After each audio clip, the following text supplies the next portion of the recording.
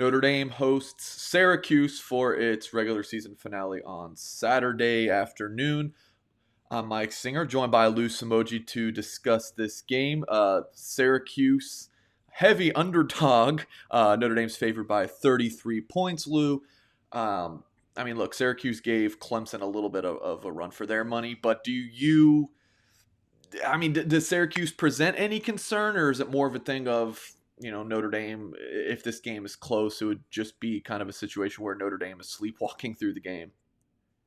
Well, Clemson did sleepwalk through their game. That was back in October. Clemson was a 46-point favorite, and with 2 minutes to go in the third quarter, it was Clemson 27, Syracuse 21. And then Clemson scored the final 20 points, made it 47-21, which is still 20 points short of the point spread that was given. But that's always the trap that you face when you can almost go into a game feeling bored that do we really have to play these guys? And to Syracuse's credit, there's been a lot of talk that they were ready to just mail it in. And last week they gave North Carolina State, which is 7-3, a heck of a battle. They led at halftime and ended up losing 36-29. But I just get the sense that with the 1-9 record, with the pandemic and everything, and now you got to go on the road to play the number 2 team in the country that is really reaching its optimal level.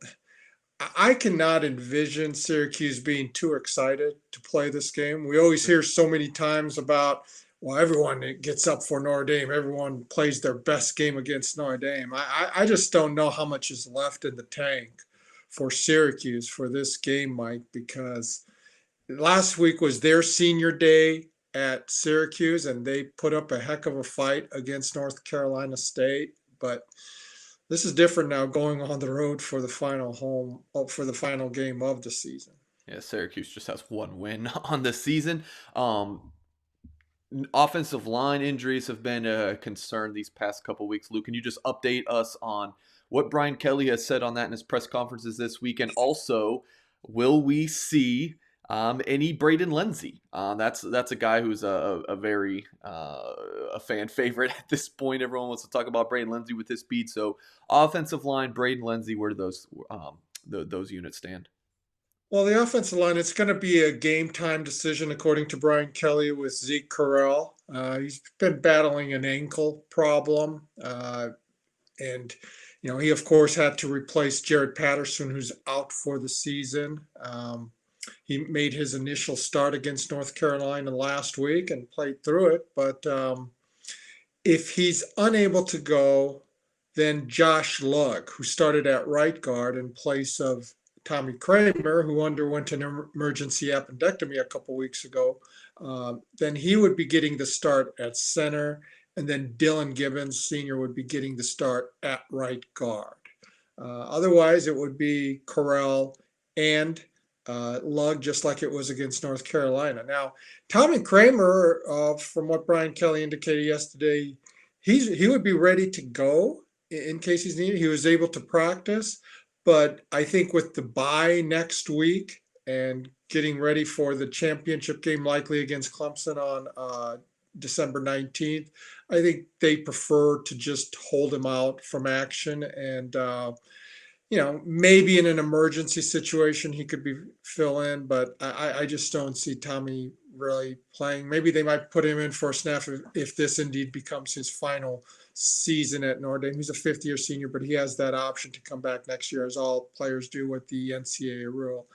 Brayden Lindsey, he made a couple of token appearances, I think 2 or 3 snaps last week at North Carolina.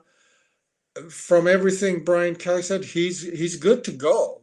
I think the one trepidation might be that, okay, you do have that bye week. Do we use him now or give him another week of healing? Because that hamstring with a speed player like that, you want him completely set. I think he will play because I think they'd like to get him some game reps too, where he doesn't come in just cold in that December 19th championship game for the ACC. So I would be surprised if he doesn't play tomorrow, especially given that he saw a couple of snaps at North Carolina and was able to play this week in practice.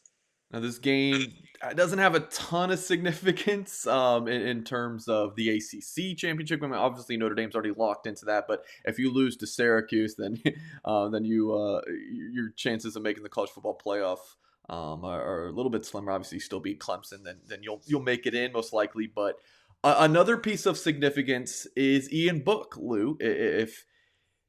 If the Irish beat Syracuse, again, 33-point favorite, so 33-point favorite, so we're expecting that to happen. That'll give him 30 wins as a starter, Lou. Talk about the significance there. That would be the most by any starting quarterback in Notre Dame history. Right now, Tommy Clements, one of my boyhood idols from the 70s, he was 29-5, won the 1973 national championship. So he was the first to win 29 games. And then Ron Paulus, he went 29-16-1 in the 90s, and Brady Quinn went 29-17 in the next decade, the 2000s there. Tony Rice was 28-3 as a starter. The all-time winning percentage, the best, is Johnny Lujack, who had 20 wins, 1 defeat and 1 tie, while helping Notre Dame to 3 national titles in the 1940s. But number 2 right now would be Ian Book at 30-3. Tony Rice was 28-3. Excuse me. I mean, Ian Book would be 30-3 with a victory over Syracuse. And, Right. You look at his career, he's behind only Quinn in most of the career passing stats. He's behind only Tony Rice in all of the rushing stats. I believe he's the only 2-time captain at quarterback at Notre Dame. One of the missing things on his resume was that one for the ages victory against the top team, which he achieved against Clemson with one of the epic drives in Notre Dame history, and just a tremendous performance. When all is said and done, Ian Book is going to go down as one of the all-time greats at Notre Dame at the quarterback position. All right, score prediction time, Lou. Who do you got? I'm gonna guess it's the Fighting Irish, but what's the final outcome, Lou? Well, yeah, I don't think anyone goes out on a limb as a 33-point favorite to say, I think Notre Dame's going to win the game. You might keep in mind that a couple years ago, another Notre Dame playoff team was something like, I think, a 34-point favorite against Ball State, and Notre Dame ended up winning that game only 24-16. So a lot of it is just, is Notre Dame going to be unexcited about this game? It's senior day, so I don't think that's going to be necessarily the case. Everyone wants to go out on a high note. It would be the 24th straight victory at home, which is second all time in Notre Dame history. So I'm going to say something along the lines of 38-3. I want to pick the shutout, but man, it is so hard to record shutouts because, a couple of years ago, when Notre Dame played Syracuse, and that was a 12th ranked Syracuse team in November and finished 15th in the country, took Clemson to the wall. Notre Dame played its best game of the year and won 36-3, but Syracuse kicked a late field goal to avoid the shutout. So that was 36-3. I'll say maybe this one is 38-3. I've got 38-6. You can see our BGI staff predictions up on the front page of blueandgold.com. That was my prediction. I have Syracuse covering the spread by a point as it stands right now. I just think this might be a game where you get some backups in there and maybe experiment with some different things offensively. All right, that's going to do it for our Syracuse preview here. Make sure after the game, 15 minutes, we will record a live show with Mike Goolsby to break down everything about the game and preview what is next for the Fighting Irish.